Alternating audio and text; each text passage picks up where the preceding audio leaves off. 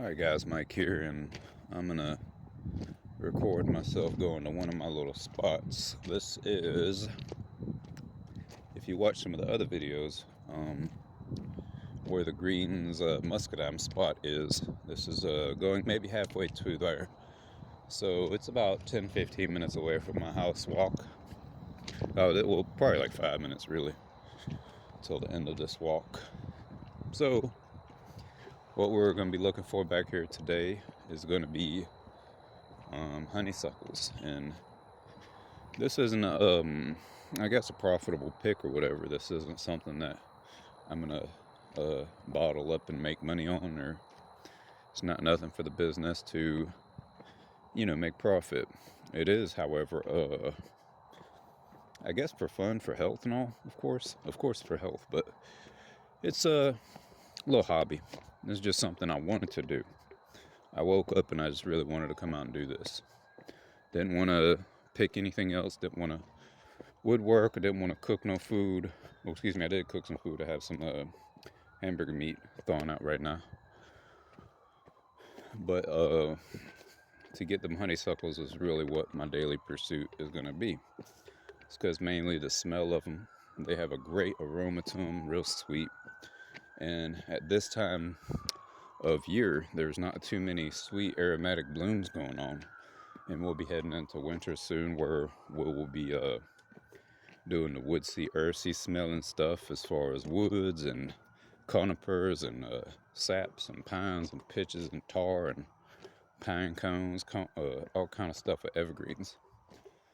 So this is the last of the Mohicans, I guess you could say. And I've already hit the one spot I do know that has them always. It seems to have a personal serving size ready for me every 2 days at a perfect picking height too. And I've already got those. Got them in my pocket. Not gonna get all of them out. I got about that much more also in my pocket, so that'll be enough for probably 2 cups of tea, mixing it with the goldenrod. Again, I'm trying to get the goldenrod formula down right, so I'm seeing how to make it taste the best, what form to do so. Oh my gosh, y'all. So guess what, guys? We're too late. There goes the Mexican morning glory.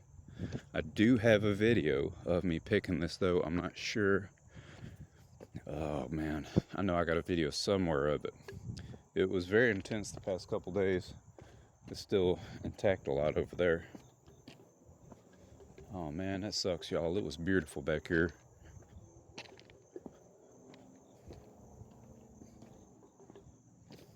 Look at all this stuff. Oh man. So I know they close up at the end of the day too. I should have realized that. That's the crazy thing about plants. There's 10 billion things you didn't know that could go wrong. So yeah, here they go.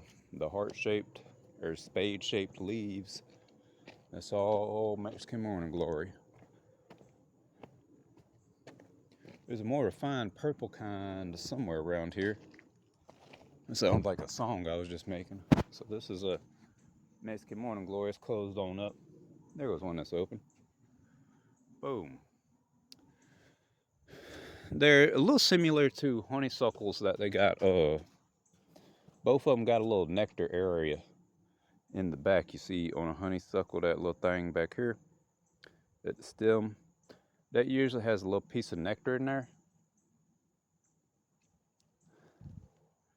These guys have a similar setup. I don't have a degree in plant physiology, but I'll put those in, both of those back in my pocket. But that is a very plausible solution.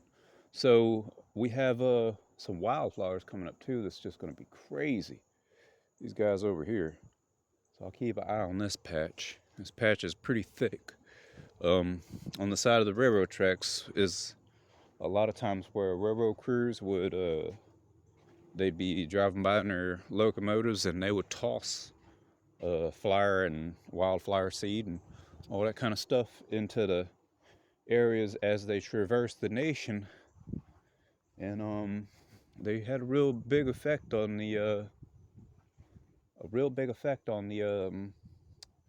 spread and propagation of wildflowers, because obviously they're taking species that are all across the nation that haven't crossed it themselves naturally through their plume of propagation, and they're furthering that by traveling thousands of miles in a week and pushing that seed into all kind of new climates to compete and to grow and to both displace the native plants and to evolve further themselves in their new regions. And so a lot of these areas on the side of the railroad tracks have been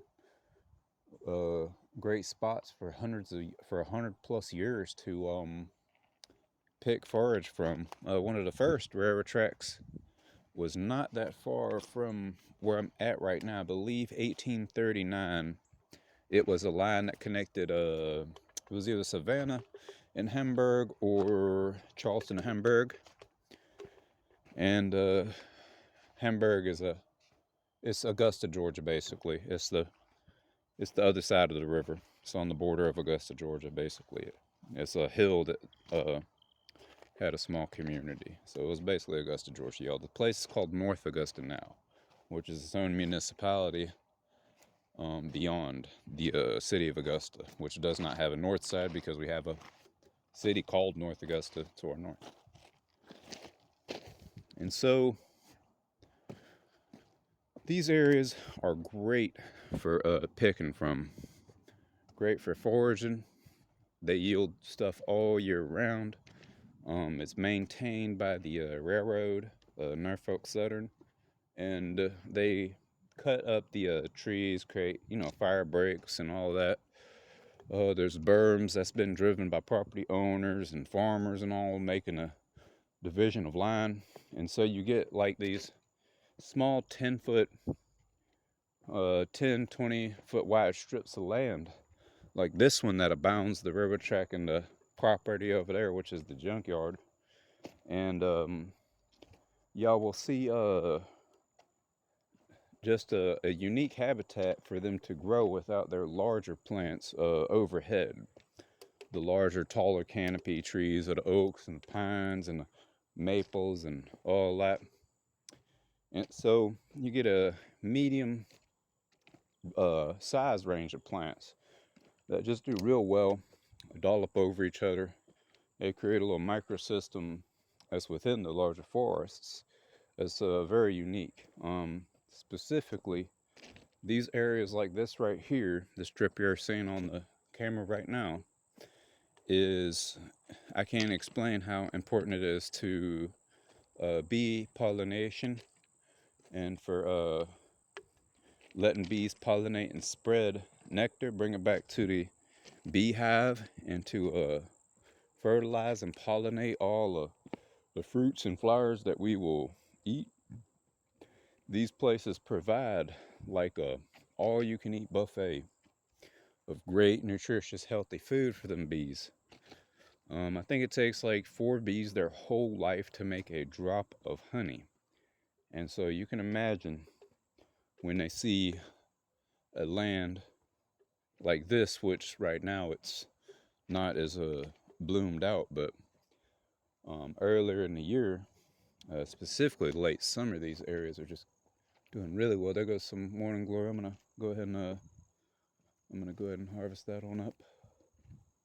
I knew I came down here for some reason, but I still have no idea what I'm gonna do with the morning glory. You see the purplish, light purple, pink color, whatever that is. And so places like this are gonna be some of your most prosperous, some of most of your hard hitting and best. On this side, on the left side over here, is more of a meadow, more of a flat field. There's some great, there's the greens muscadine patches over there. There's a large sunflower spot over in that direction. There is honeysuckles over there, which I'm gonna go check on those. I'm glad I thought about that. And that's next to the Greens Muscadine patch. There's a ton of pokeberry, which of course I don't care about. It's poisonous. It's disgusting. I don't know why people even think of eating it or making pies with it or whatever. Tons of better antioxidants, and that tastes better and more available, less toxic, all that. So that's pretty much that. Which I think the arthritis is what people are mostly looking for relief from that plant, and to really get rid of arthritis, to me, what I've seen work is turmeric and large amounts of omega-3 and vitamin D. So like salmon, it's a really good food to knock it down. Turmeric can really help to lower the inflammation in areas. And I don't have too much more experience beyond those, but I know that those are extremely powerful. I don't take anything specifically for inflammation, but there are tons of options that's better than the pokeberry. And you'll usually, I don't want to say they'll be as more common. The pokeberry is extremely common, but they'll be maybe just as common as the pokeberry. The pokeberry is omnipresent. It's like the Lord Jesus Christ. It's all around you. So, yeah, guys, it's just like that. The Mexican morning glory's gone. I really wanted to show y'all because all this was painted red. And this patch over here is really unique too. So, again, while they're building these railroads, they got oh, here goes one. It's still got sun on it. Awesome. So when they're building the railroads, maintaining them, all this and that, sometimes they will take lunch and they'll park the railroad locomotive on the track, and they'll get out in a place like this and have lunch. So these areas, of course, they brought their lunch. Sometimes they would plant, like I said, patches of fruit, patches of trees, little orchards. Most of the time it would be something like an apple tree, a pear tree, something that's easy, a fruit that has a skin on it, that's hardy for the area, which again, something like apple, peaches, of course, do extremely well here in Georgia. And what I come down here for? Oh, I'm gonna check the honeysuckles, but first I'll show y'all this, and then I can get off the camera for a second to go and check on them honeysuckles real quickly. And what I was saying earlier, so to the right over here is like meadowland. This over here is it's actually wildlife management area, which is WMA, which is the state of Georgia, and it's like a hunting land pretty much. I don't hunt. I'd like to, but I just don't really have too much of a passion for it. Every time I've been hunting, I enjoyed just walking in the woods more than actually hunting, and it's kind of an inconvenience to try to be all quiet, and you gotta mask your scent and do a lot more work, and that's why I walk in the woods. Of course, with the price of meat and the need to get some good clean food, that is of course driving me to hunt, and I will be hunting this year, but it's just not something I absolutely love to do. It's purely utility. And so the hunters are all over there. It's a great land for due to how they clear the land. It's like once every 5 years they pluck, and then once every 15 years they do a large pluck where they pull trees up and all and thin out the herd and all that basically. And so what that does, it creates a nice even clean organized pine tree forest pretty much. And this is great for hunting, but it's also great for harvesting pine material. Pine sap, I think, is going to be one of the larger products that I'm going to make during this winter. And one reason is because we had an ice storm, the largest in like 100 years, that tore down like 15% of our trees. And so there's tons of pines hanging back there chilling, curing, drying naturally, getting that sap to the bottom, making the fat lighter, and really ready for me to go in there and take the gains. And so that's that kind of area. And you'll start to just learn these places naturally. You can almost just look at the land cover and figure where you're at. Over here, of course, you're more under pine straw needles all day. You're walking under, pine trees that are like 30, 40 feet tall, oaks on the rims of the forest, because on the interior of the forest it gets thinned pretty good, especially for non-pine species, because they want that land as much as possible to grow pine. They don't want to grow oak. They don't want to grow nothing else on this land because it takes way too long to do so. Where we have varieties of southern yellow pine that can grow 5, 10 times as quick and give very straight wood. I was very surprised by a lumber mill I had visited on seeing what was important. And those southern yellow pines, they're good because they grow fast, but the better part is that they grow straight, so you can get very long members out of there. And so that's two kinds of forest we got here. You see eastern red cedars, you'll see tons of white pine, southern yellow pines, you'll see all kind of stuff. And let's go over here and look at this before I end off. So this is like a little patch. They throw the used lumber from the yard, from the railroad tracks when they redo them and all that. These are loaded with chemicals, guys. Don't touch them, don't play with them, don't take them home, don't make tables out of this wood. It's really stupid. Like I'd say probably out of some of the dumbest things I've seen customers and homeowners do, that has to be it. Or, dumb tradesmen too. So, the customers don't have a monopoly on being an idiot. So, this stack right here, I think these are called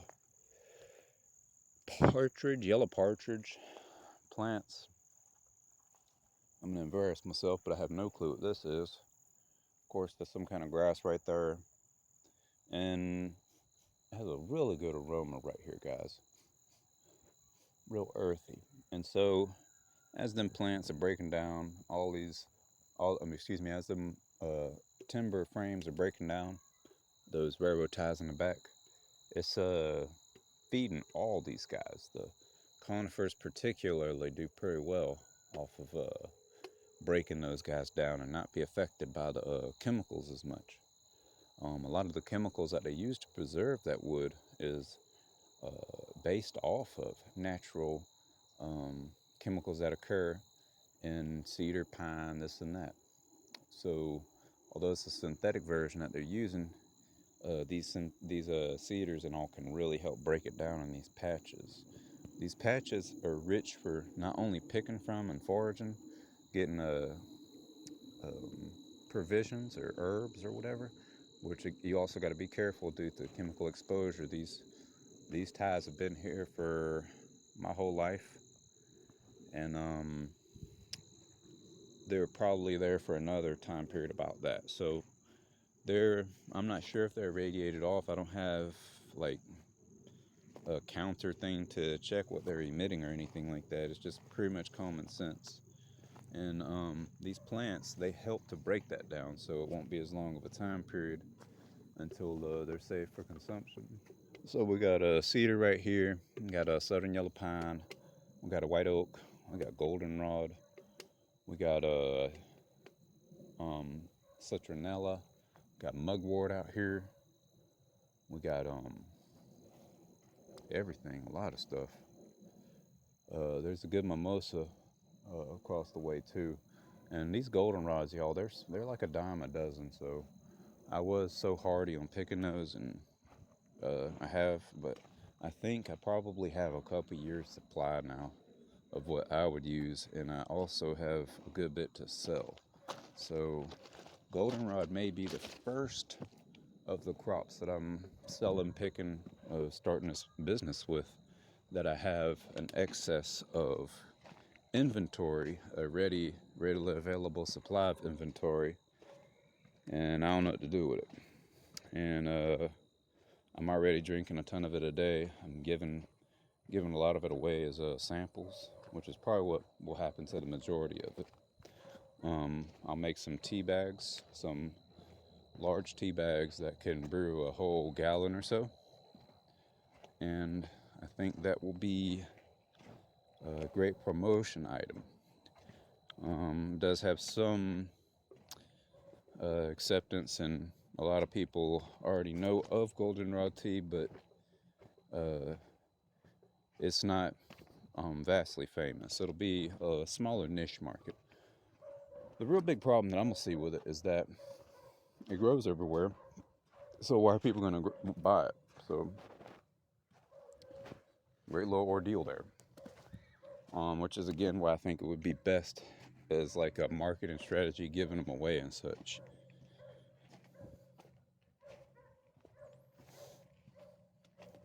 They called it before it was. I don't know if it's always been called goldenrod, but one popular name for it from the colonial times actually is Liberty tea. It was so superfluous throughout colonial America. It was it was everywhere. It was after of course tea imported from the British Empire, it was widely used. It was one of the most widely used, except for real traditional tea. So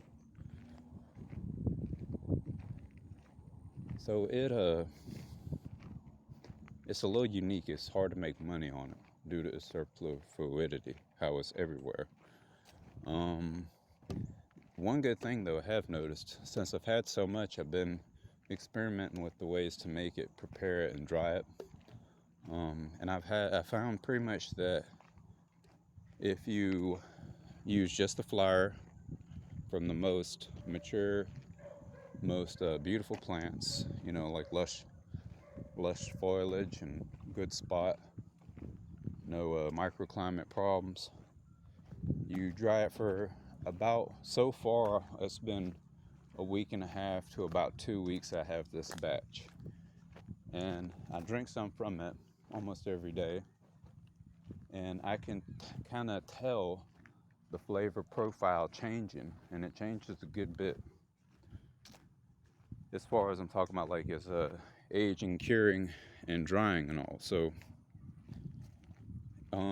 fresh, green, even with a strong wash off in the beginning and a short brew steep time, it still comes off with too bad of a taste. I don't like it, so I'll share with y'all that kind of experimentation.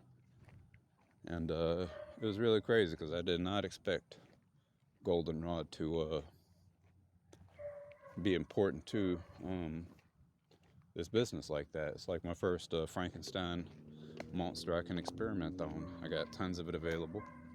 Speaking, there goes more right there. It's everywhere. I'd say it's the most common plant out here right now.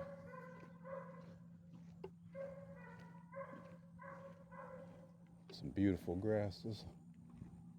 I'd like to cut some of those and make some artwork with those. I'll show y'all this real quick too. I gotta be careful because there's a lot of homeless people in these woods. They don't like cameras at all. So y'all see a wall of muscadines over there.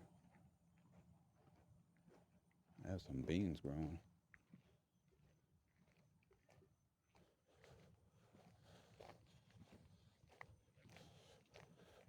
Goes more pokeberry. Everybody loves that one. Again, y'all know my opinion on it. It looks good. In particular, like this monstrosity right here.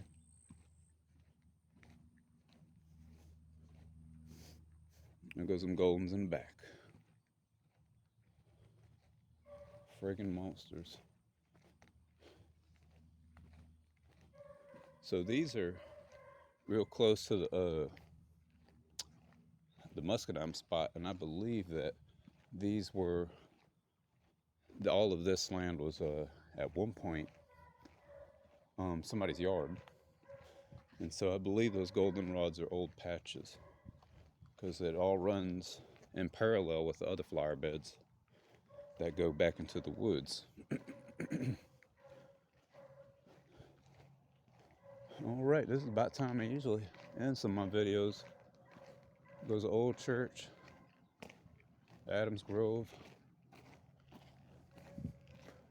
I guess it was a grove of these red oaks here. Y'all wouldn't even believe the size of some of the oaks that was out here before the storm. You couldn't see over all this. It was like a wall of massive trees. I think there's still a stoop or two over here that I can show y'all. Real old historical church, 1880s I think is when it was originally made.